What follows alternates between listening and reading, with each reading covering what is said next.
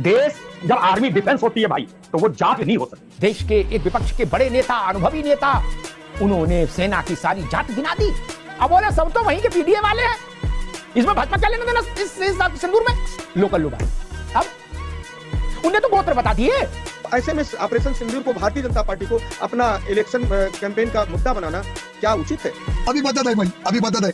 71 की लड़ाई की जीत का श्रेय धर्मेंद्र बाबू अगर श्रीमती इंदिरा गांधी को जाता है तो कारगिल की जीत का श्रेय अटल बिहारी वाजपेयी को और ऑपरेशन सिंदूर का श्रेय नरेंद्र मोदी को जाएगा ही जाएगा। ऑपरेशन सिंदूर की, उनकी ताकत की, पराक्रम की जब बात होगी तो सवाल नेतृत्व से ये जरूर पूछा जाएगा, क्या ट्रंप ने जो कहा कि दोनों को मैंने डांट दिया है, दोनों देशों को कहा कि अगर तुरंत सीजफायर नहीं हुआ तो मैं व्यापार नहीं करूंगा, तो डर के किया कि नहीं किया? ये कोई एटा इटावा के मोहल्ले की राजनीति नहीं ना बाबू कि तमंचा लेके बड़ा।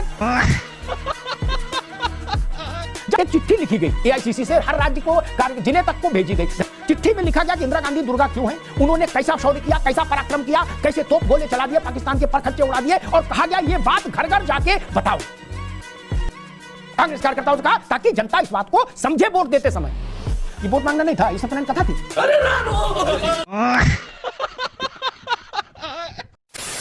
हेलो नमस्कार, आप सभी का मेरे चैनल आर्यन डिबेट में एक बार फिर से बहुत बहुत स्वागत है। आज की डिबेट होने वाली है वरिष्ठ पत्रकार अमिताभ अग्निहोत्री वर्सेज कांग्रेस प्रवक्ता राज शर्मा एंड समाजवादी पार्टी के प्रवक्ता धर्मेंद्र सिंह के बीच।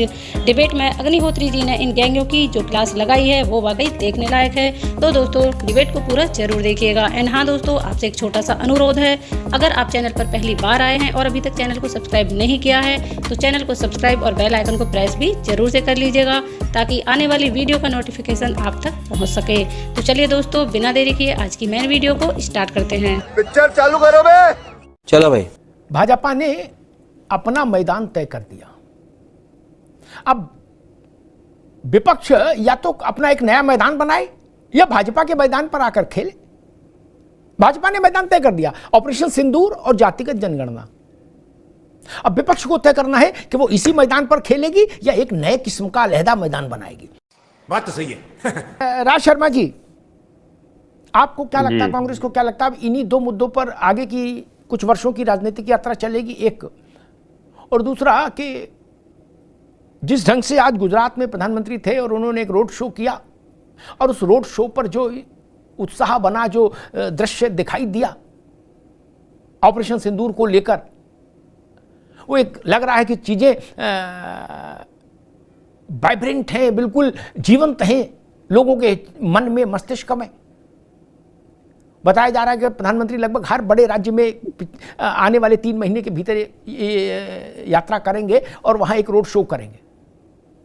जातिगत जनगणना का काम है।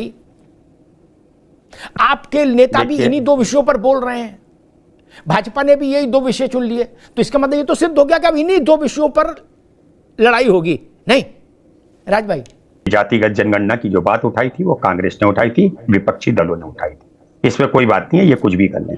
अच्छा, ऑपरेशन सिंदूर के जितना नीचा देश को बीजेपी ने करा, शायद भूतो न भविष्य थी, इस बात को मान लीजिए। और रही बात ग्राफ की, तो मोदी जी का ग्राफ पिछले 10 सालों से गिरा, तभी 240 सीट आई। और एक और बात बता दूं आपको, अगर ये और ग्राफ गिर के अगर ये 40-45 सीटें, 50 सीटें भी कम हो गई तो ये तो सरकार नहीं बनाती थी।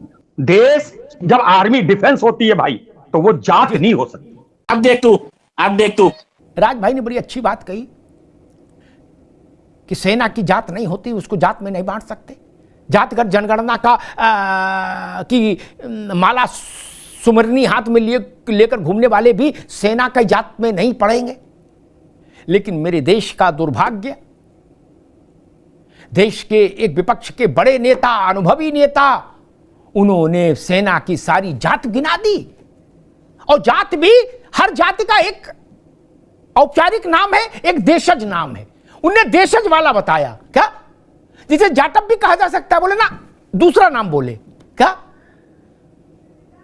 अब बोले सब तो वहीं के पीडीए वाले हैं, इसमें भाजपा क्या लेना देना इस सिंदूर में? सारा खेल पीडीए वालों का है, लोकल लोग। अब उन्हें तो गोत्र बता दिए। उनसे किसी ने पूछा कि मैं ऐसा काम क्यों किए? गोत्र बता दिए भाई। जाटव भी कह सकते थे, जाटव नहीं कहा। मैं उस शब्द का उल्लेख नहीं करना चाहता, समझदार लोग समझ जाएंगे। उन्होंने क्या कहा? बोले हुआ कि वह है तब। और मुझे याद है कारगिल की विजय जब हुई थी राज भाई, तो धर्मेंद्र जी की पार्टी के बड़े नेता थे, आज भी बड़े नेता है वो इनकी पार्टी के, मुलायम सिंह जी के समकक्ष उनकी गिनती होती थी हैसियत में। मोहम्मद आजम खान, उन्होंने मालूम क्या कहा था? उन्होंने कहा था कारगिल की विजय तो मुसलमानों ने दिलाई है, इसमें हिंदुओं का क्या रोल है? लो कर लो बात। अब क्या करेंगे? अब क्या करेंगे? बहुत कठिन है डगर बनघट की भैया। धर्मेंद्र जी, ऑपरेशन सिंदूर और जातिगत जनगणना, मोटे तौर पर यह दिख रहा है कि अब यही दो विषय हैं जो आने वाले 2-3-4 साल देश की राजनीति को सबसे गहरे तक प्रभावित करेंगे, नहीं? क्या लगता है विपक्ष की तरफ से? जी जी, नहीं बिल्कुल आप ठीक कह रहे हैं। ये दो चीजें जो दिख रही है जी, इस पर जातिगत जनगणना का जहां तक सवाल है, समाजवादियों का आदि से शुरुआत से मानना रहा कि जातिगत जनगणना हो और जिसकी जितनी हिस्सेदारी उसकी उतनी भागीदारी, ये हमारा शुरू से रहा और हम लोग मांग करते रहे। हमारे साथ इंडिया गठबंधन के साथ ही कांग्रेस भी, आदरणीय राहुल गांधी भी लगातार जातिगत जनगणना की बात कर रहे थे। सवाल ये उठता है कि 2021 में सुप्रीम कोर्ट में केंद्र सरकार मोदी जी के नेतृत्व की ये हलफनामा देती इसको और अव्यवहारिक बताया। जातिगत जनगणना को सुप्रीम कोर्ट में एक तरह से विरोध किया और उसको अव्यवहारिक शब्द प्रयोग किया कि ये प्रैक्टिकली नॉट पॉसिबल और ठीक नहीं है। अचानक ऐसी कौन सी बातें हो गई, कौन सी चीजें हुई, कौन सी नई परिस्थितियां पैदा हुई कि आप उसको लेके आए? तो लेके आए तो स्वागत है, इसको जनता एक एक व्यक्ति जानता है। इनकी मदर कंसर्न जो संगठन है आरएसएस, वो भी जाति जनगणना का विरोध कर चुकी है। भारतीय जनता पार्टी के लोग समय समय पर विरोध कर चुके हैं। पुराने में आदमी मंडल कमंडल का जब मामला हुआ था तब भी आप देखिए किस तरह पिछड़ों के खिलाफ लोग खड़े हुए हैं। तो उसको इनके मुद्दा बना लेने से कि हमने कर दिया, वो जनता में इनको कोई उसका लाभ नहीं मिलना है। जनता जानती सच क्या है। दूसरी बात भाई, ऑपरेशन सिंदूर सेना के शौर्य को सलाम है, सेना की बहादुरी को सलाम है। सेना ने जितनी देश ने उम्मीद की उससे आगे बढ़ के उससे ज्यादा अच्छा रिजल्ट किया।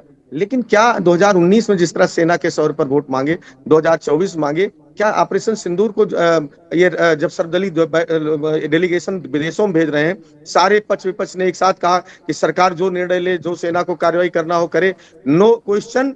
तो ऐसे में ऑपरेशन सिंदूर को भारतीय जनता पार्टी को अपना इलेक्शन कैंपेन का मुद्दा बनाना क्या उचित है? अभी बदत है भाई, अभी बदत है। एक बात आई कि सेना के शौर्य को प्रणाम, अच्छी बात है, लेकिन ये अधूरी बात है।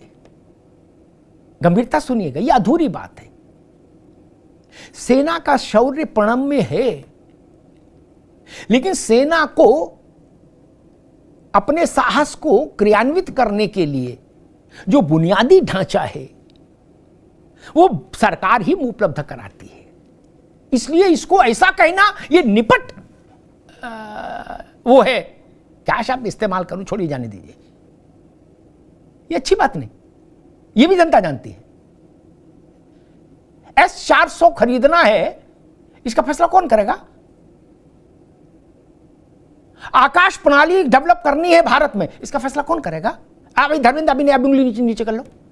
जब बोल रहे तो उसी का ध्यान रखा करो, बाद में चेतना जागृत होने से फिर तो अवसर का इंतजार करना होगा। यही तो नहीं हुआ कुछ युद्धों में। सेना तो हमेशा बहादुर रही राज भाई, लेकिन वो भी समय था कि पांव में जूता नहीं था। सेना तब कम बहादुर थी क्या?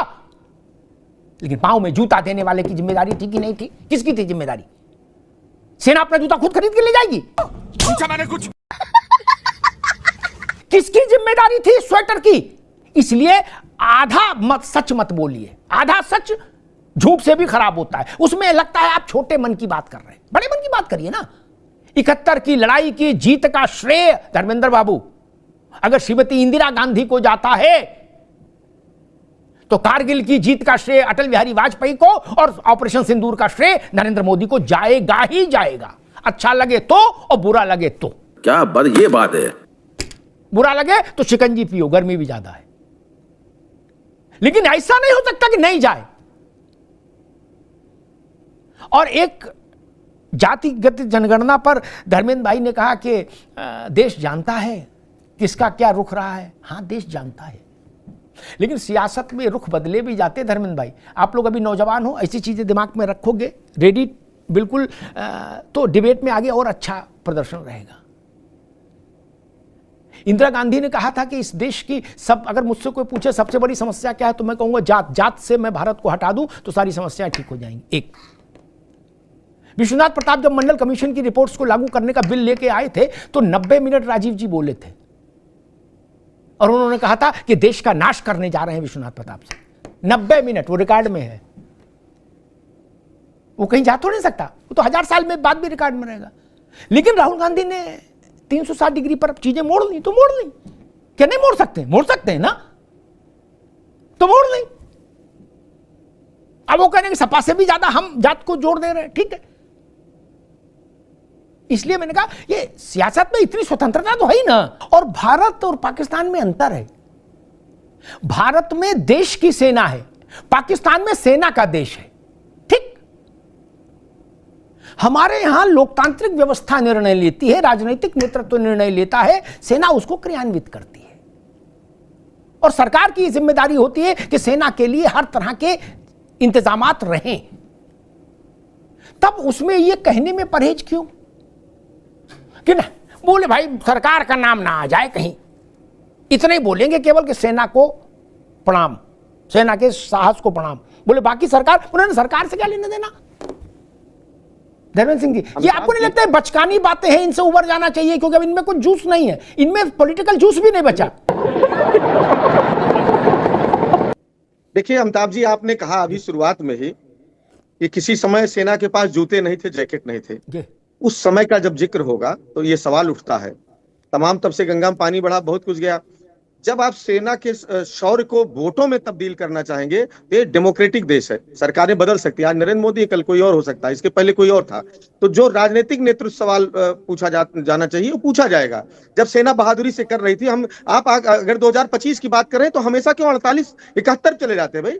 2071 से 48 से लेकर के भारत कितना इंपावर्ड हुआ है, कितना मजबूत हो गया है। देशवासियों की संख्या के आधार पर, मेहनत के आधार पर, सेना के आधार पर, इकोनॉमी के आधार पर हर जगह आगे गया है। आप हमेशा पीछे से क्यों आगे और तमाम विकसित में तुलना करिए। दूसरी बात, जब इतिहास में सेना के शौर्य की, ऑपरेशन सिंदूर की, उनके ताकत की, पराक्रम की जब बात होगी तो सवाल नेतृत्व से ये जरूर पूछा जाएगा। क्या ट्रंप ने जो कहा कि अब दोनों को मैंने डांट दिया है, दोनों देशों को कहा कि अगर तुरंत सीज फायर नहीं हुआ तो मैं व्यापार नहीं करूंगा, तो डर के किया कि नहीं किया? ये सवाल जनता पूछेगी। इस पर नाराज होने की जरूरत नहीं है, इसका जवाब देने की जरूरत है। जब ये हो सकता था कि हम 48 में, 71 में नहीं कर पाए, पीओके आज ले सकते थे, तो अचानक कहां से सपना मोदी जी को आया और 2 घंटा पहले ट्रंप ट्वीट कर देते हैं। और ट्रंप भी इसलिए नहीं, कोई नगर निगम के सभासद नहीं है, ट्रंप अमेरिका के और प्रधानमंत्री नरेंद्र मोदी जी के दोस्त, माय फ्रेंड ट्रंप, वो करते हैं। तो सवाल यह है कि ये तो पूछा जाएगा कि आपने भारत की संप्रभुता का समझौता किया क्या? जो बायलैटरल जो सीधी बात थी उसको आपने उससे कंप्रोमाइज किया कि नहीं किया? दूसरी बात, भाई रत्नाकर जी तमाम बयानों की बात कर रहे थे, एक बार भी इनको विजय शाह पर जबान नहीं खुल रही है। विजय शाह मंत्री हैं कि नहीं, सब पूछ लीजिए, जेल में है, कहाँ है, कुछ जानकारी हो तो दे दें। क्या हरियाणा के जो सांसद जी कह रहे हैं उससे भारतीय जनता पार्टी जो नारी बंधन विधेयक लेके आई वो वही कह रहे हैं, कुछ और कह रहे हैं? क्या जो ठीक है मध्य प्रदेश के उप मुख्यमंत्री जी ने कहा पूरी सेना मोदी जी के पैरों में गिरी है, उससे सहमत है? अगर नहीं सहमत है तो क्या कार्रवाई की? इस पर नहीं। दूसरे को आप विपक्ष के सवालों से बड़ी चिंता है, विपक्ष सवाल न करे। आप रुकना होगा, आप रुक जाओ, अब बातें रिपीट होंगी, आप रुक जाइए, आप रुकना होगा, आप रुक जाओ, अभी मजा आएगा ना भिड़ो। संसदीय बहसें और डिप्लोमेटिक कन्वर्सेशन, संवाद, इनको जो लोगों ने ठीक से फॉलो किया है, देखा है, समझा है, पढ़ा है, वो इस सत्य को जानते हैं। संसद में भी जिनका किसी से रामजुहार भी पहली बार नहीं हुई होती, उनको भी जब संबोधित करते हैं तो कहते हैं मेरे मित्र भूपेश गुप्ता जी ने कहा, मेरे मित्र सोमनाथ चटर्जी बोल रहे थे, मेरे मित्र वाजपेयी जी कह रहे थे। यही बोला जाता है। ये नासमझी है, इसको समझो। और विदेशी मामलों में भी यही बोला जाता है, my dear friend his excellency, my dearest friend his excellency, यही बोला जाता है, ठीक है ना। ये कोई एटा इटावा के मोहल्ले की राजनीति नहीं ना बाबू कि तमंचा लेके भाग। जब 71 की लड़ाई समाप्त हो गई तो राज भाई केंद्र की इंदिरा गांधी सरकार ने 8 राज्यों की विधानसभाएं भंग कर दी, बोले जल्दी चुनाव करा लो, माहौल इस वक्त टाइट है। क्या माहौल इस वक्त टाइट है?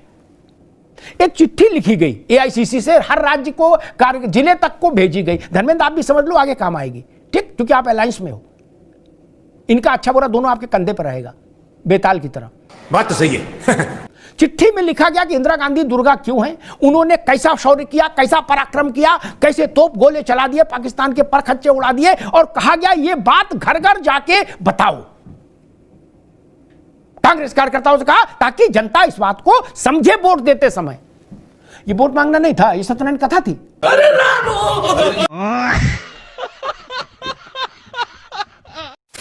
आई होप डिबेट आपको जरूर पसंद आई होगी। एंड हाँ दोस्तों, आपकी इस डिबेट पर क्या राय है उसके लिए एक कमेंट जरूर से कर दीजिएगा, और ऐसी ही नई नई वीडियोस देखने के लिए चैनल को सब्सक्राइब जरूर से कर लीजिएगा। आपसे फिर मुलाकात होगी ऐसी ही एक और नई डिबेट वीडियो के साथ। तब तक के लिए जय श्री राम दोस्तों।